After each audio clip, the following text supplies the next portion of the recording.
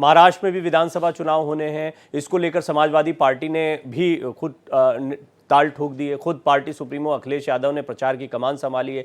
अखिलेश यादव ने मालेगांव के बाद धुले में चुनाव प्रचार किया। भारत एक्सप्रेस संवाददाता अभिषेक पांडे ने उनसे कई मुद्दों पर एक्सक्लूसिव बातचीत की है।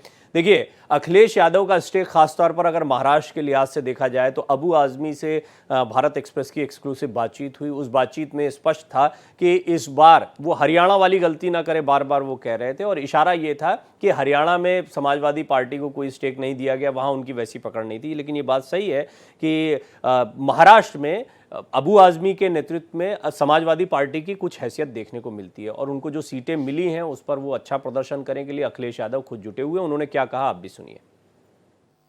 हमारे साथ समाजवादी पार्टी के राष्ट्रीय अध्यक्ष अखिलेश यादव हैं। अखिलेश जी, आपने कल सभा में 4 लोगों की सीटें अनाउंस की, आज अनाउंस किया, यानी इस बार समाजवादी पार्टी राष्ट्रीय स्तर पर जिस तरीके से पैर पसारना चाहिए वो हर कोशिश कर रही है, और महाराष्ट्र के एक एक क्षेत्रों में आपको लगता है कि समाजवादी का प्रभाव बढ़ रहा है और उसकी वजह से फायदा होने वाला है? सबसे पहले महाराष्ट्र का चुनाव ऐतिहासिक चुनाव होने जा रहा है। महाराष्ट्र का चुनाव इसलिए भी ऐतिहासिक है क्योंकि भारतीय जनता पार्टी ने यहां जोड़ तोड़ के सरकार बनाई है। जनता ने चुनी नहीं सरकार है, भारतीय जनता पार्टी ने हथियाई हुई सरकार है ये। और महाराष्ट्र की सरकार ने खासकर जो इनका गठबंधन है महायुति, उसने महा दुख दिया है। लोगों को परेशान और तकलीफ परेशानी से दूर करना तो दूर, आज स्थिति देखते हैं कि महाराष्ट्र में सबसे ज्यादा किसान आत्महत्या कर रहा है। जो महाराष्ट्र नौकरी और रोजगार देता था वहां भी कारखाने ठप हैं या कारखाने दूसरे प्रदेशों में जा रहे हैं। समाजवादी पार्टी का एक संगठन है, समाजवादी पार्टी के प्रदेश के अध्यक्ष अबू आसिम आजमी साहब, वो विधायक हैं, उनके साथ एक विधायक है, पार्टी का संगठन है। जहां पार्टी का संगठन अच्छा है वहां चुनाव पार्टी लड़ेगी। और तारीख घोषित होते ही, क्योंकि कल गठबंधन में बात होनी है या हमें अपनी पार्टी की बात रखनी है, तो कम से कम हम उन व्यक्तियों की बात रखें जो जमीन पर मजबूत हैं। कल रात कार्यक्रम जो हुआ मालेगांव का, आज धुले का कार्यक्रम था, इरशाद हमारे पार्टी के प्रत्याशी बनेंगे, तो कम से कम उनकी ताकत हम देख लें, और ताकत जब दिखाई देगी तभी तो हम दावा करेंगे। इसीलिए हम लोगों ने इनकी टिकट घोषित की है। इनका जन समर्थन है, पिछले कई वर्षों से ये काम कर रहे हैं, जनता के बीच में हैं। हम इन्हें चुनाव के समय पर मुंबई भागें, लखनऊ भागें, दिल्ली भागें, उसके लिए रोकना चाहते हैं। ये अपना जमीन पे काम करें, इनकी लड़ाई हम लोग लड़ रहे हैं। महाराष्ट्र में महाविकास आघाड़ी का गठबंधन अभी भी कई सीटों पर पेच फंसा है। हरियाणा में जो गलती हुई, क्या वो गलती महाराष्ट्र में भी दोहराई जा रही है क्या महाविकास आघाड़ी द्वारा? देखिए, महाविकास आघाड़ी या हम उसको इंडिया गठबंधन कहें या इंडिया गठबंधन के अंदर महाराष्ट्र में एमवीए है, तो कहीं ना कहीं तालमेल तो बैठाना ही पड़ेगा। तालमेल के साथ साथ जिन पार्टियों का संगठन है, जिन पार्टियों को वोट मिल सकता है, उन्हें भी साथ लेकर के ही चलना पड़ेगा। हाल ही में जो चुनाव हरियाणा का हुआ उसमें मात्र 0.8% से सरकार बनती रह गई।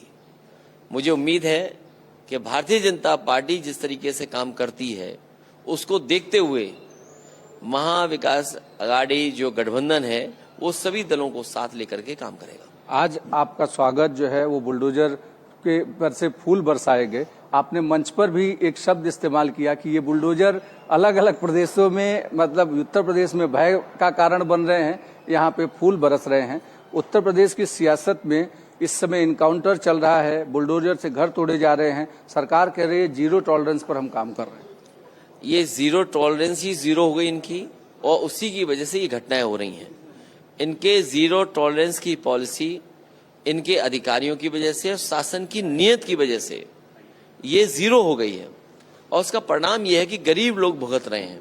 गरीब मारा जा रहा है, गरीबी फंस रहा है, गरीबी को फंसाया जा रहा है। और ये सरकार तो कमाल की है कि जो जात और धर्म देख करके लोगों को फंसा रही है। मुझे खुशी है इस बात की कि हमारी पार्टी के प्रत्याशी बुलडोजर का सही इस्तेमाल कर रहे हैं। वो लोग तोड़ने का काम कर रहे हैं, यहाँ लोगों को जोड़ करके उनका स्वागत सम्मान के लिए बुलडोजर इस्तेमाल हो रहा है। बुलडोजर कंस्ट्रक्शन के लिए काम हो, चीज बनाने के लिए काम हो, किसी को तोड़ने के लिए काम नहीं हो।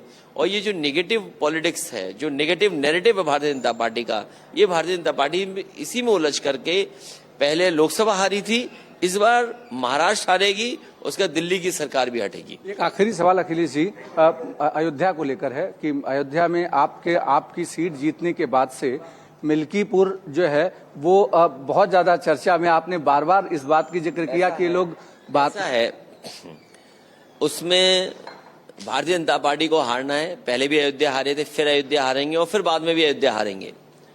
मुख्यमंत्री जी कई बार गए, उन्होंने सभी बीएलओ हटा दिए, सभी अधिकारी हटा दिए, पीडीए परिवार का एक भी अधिकारी नहीं है। और उसके बाद उन्होंने सर्वे कराया। मुख्यमंत्री जी खुद गए, कार्यक्रम किए, विकास की योजनाएं घोषित की, उसके बाद इंटरनल सर्वे कराया। जितने भी इंटरनल सर्वे किए भारतीय जनता पार्टी ने, उतने में वो हारते नजर आए, इसीलिए उन्होंने चुनाव टाल दिया। ये चुनाव किसी विपक्ष के दल ने नहीं टाला है, न टलवाया है, ये टाला है भारतीय जनता पार्टी ने खुद जानबूझ करके। पिटीशन उनकी जानकारी में था, अधिकारी उनके पास हैं, प्रशासन उनके पास है, शासन उनके पास है, जानकारी उनके पास थी। उन्होंने जानबूझ करके हार के डर से इस चुनाव को टालने का काम किया है। धन्यवाद। मिल्कीपुर को लेकर के सीधा अखिलेश ने कहा है कि हारने के डर से वहां पर चुनाव टाले जा रहे हैं। वीडियो जर्नलिस्ट घनश्याम के साथ अभिषेक पांडे, भारत एक्सप्रेस, दुले। ये एक्सक्लूसिव बातचीत थी उत्तर प्रदेश के पूर्व मुख्यमंत्री और समाजवादी पार्टी के प्रमुख अखिलेश यादव से। और इसमें उन्होंने जो सबसे अहम बात कही वो है कि महाविकास अघाड़ी में समाजवादी पार्टी ने 12 सीटों की मांग की है। उन्होंने ये भी बताया कि हमारे 2 विधायक हैं, जहां पार्टी मजबूत है, हमने वहां उम्मीदवार घोषित किए हैं। तो ये बात बहुत स्पष्ट है कि समाजवादी पार्टी यहां पर मजबूती के साथ चुनाव लड़ती दिखाई दे रही। तो कुछ अहम बातें जो इस इंटरव्यू की थी, एक्सक्लूसिव बातचीत की, वो आपके सामने यहाँ पर है। समाजवादी पार्टी को 12 सीटें मिली हैं और ये एक आपको याद होगा कि इसकी मांग लगातार उठ रही थी और हमने भी बातचीत की थी। जो समाजवादी पार्टी के प्रदेश अध्यक्ष हैं अबू आज़मी साहब, उनसे बात की थी तो उन्होंने बड़े सीधे खरी बात कही थी कि सीट देनी चाहिए, गलती नहीं करनी चाहिए। महायुति में 260 सीटों पर अब सहमति बन गई है, 142 सीटों पर बीजेपी लड़ेगी। ये भी एक महत्वपूर्ण खबर है क्योंकि दोनों ही तरफ से गठबंधन है और अच्छे भारी गठबंधन है। क्योंकि आप देख रहे हैं कि अब शिंदे, अजीत पवार, ये 2 गुट हैं, शिवसेना और एनसीपी के, जो आपस में लड़ते दिखाई दे रहे हैं। वहीं कांग्रेस, बीजेपी बड़े दलों के तौर, तो बिल्कुल आप कॉम्बिनेशन देखेंगे इसमें। फिर कुछ छोटे दल भी होते हैं, उनकी भी कुछ सीटें होती हैं।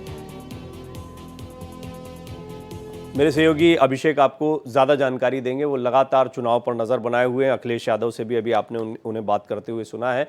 तो अभिषेक, हमने सुना अखिलेश यादव से जो आपने बातचीत की, उससे तो स्पष्ट हो जाता है। और या हम वो अबू आज़मी साहब से बात कर रहे थे कि किस तरीके से अपना स्टेक जो चाहते थे, मुझे लगता है कि वो समाजवादी पार्टी ने हासिल कर लिया है। और महायुति का भी अभी हमने खबर दिखाई है कि यहाँ भी सहमति बन गई है। तो ये सहमति हो गई है या आपको लगता है दोनों तरफ से बगावत की चिंगारियां रहेंगी? और अगर रहेंगी तो किसकी चुनौती ज़्यादा है इस मामले में, महाविकास अघाड़ी या महायुति?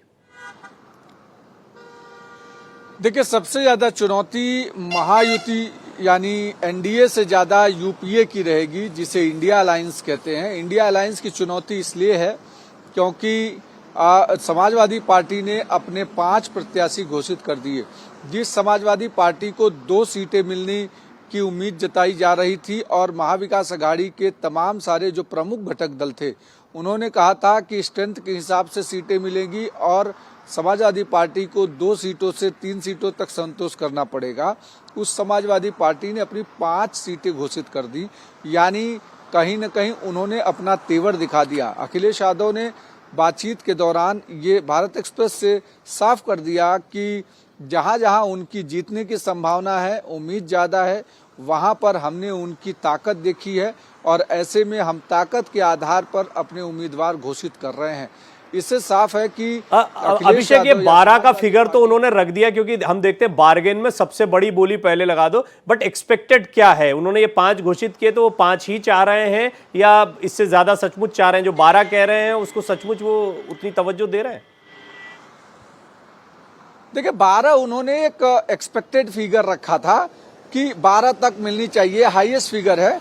और हाईएस्ट जब बार्गेन होगा तो उसमें अमूमन 6 से 7 सीटें अबू आजमी चाह रहे हैं कि उन्हें समाजवादी पार्टी से मिले और उनकी अगुवाई में वो पूरा चुनाव लड़े। लेकिन समाजवादी पार्टी को जिस तरीके से पिछले कुछ दिनों से इग्नोर किया जा रहा था, उसके बाद अखिलेश यादव ने जो घोषणा की है वो ये बताने के लिए काफी है कि महाविकास अघाड़ी में मीटिंग भले ही हो रही हो, लेकिन उम्मीदवारों की घोषणाएं हो रही हैं। जी। इस दौरान यूबीटी यानी उद्धव बाला साहब ठाकरे का जो ग्रुप है उसने भी रत्नागिरी के 4 उम्मीदवारों के नाम सूत्र बता रहे हैं डिक्लेयर कर दिए हैं।